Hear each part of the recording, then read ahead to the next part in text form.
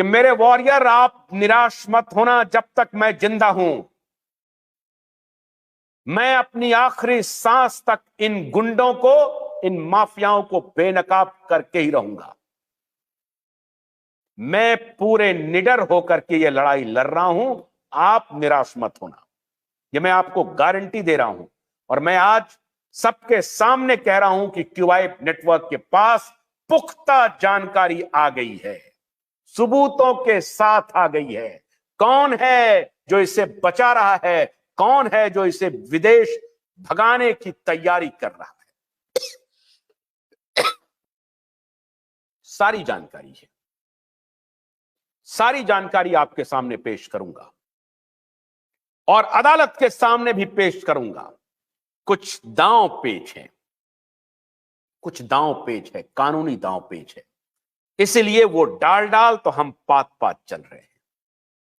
वो अपनी साजिश कर रहा है, हम अपनी रणनीति तैयार कर रहे हैं। वो सोच रहा है कि हम सब कुछ रफा दफा कर देंगे, हम सोच रहे हैं कि हम उसको मिटाने नहीं देंगे।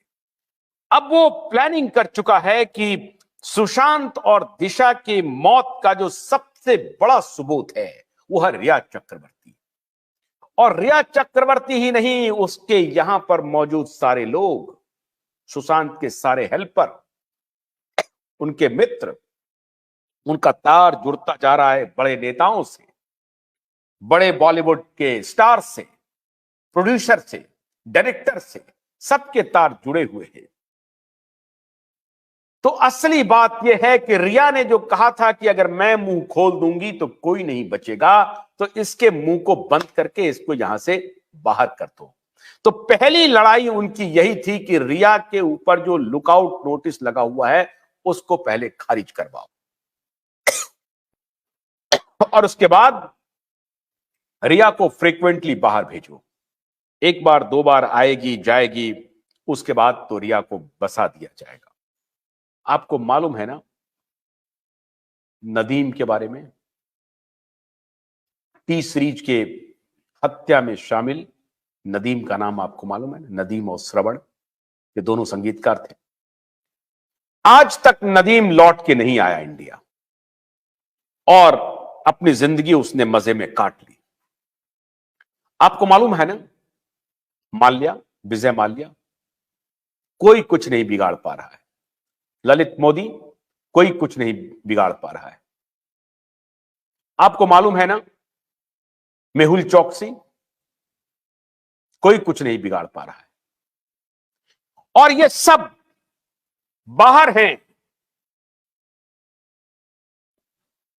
सरकार, भारत की सरकार कुछ नहीं कह रही है। भारत की सरकार की अगर इच्छा शक्ति आज हो जाए तो ये सारे के सारे वापस आ सकते हैं, लेकिन ये वापस नहीं हो रहे हैं। किसकी गलती है? कौन उन्हें वापस आने से रोक रहा है? इसलिए बड़े बड़े साजिश करता है रिया को विदेश में सेटल करने की पूरी प्लानिंग चल रही है, तैयारी चल रही है।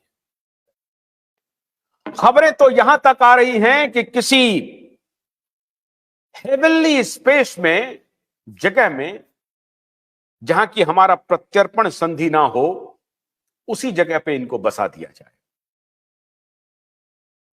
बड़े लोग इनको बसाने में लगे हुए हैं।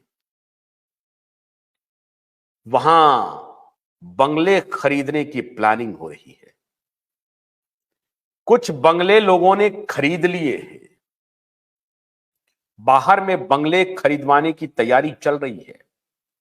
रिया चक्रवर्ती को बंगला खरीद के दिया जाए।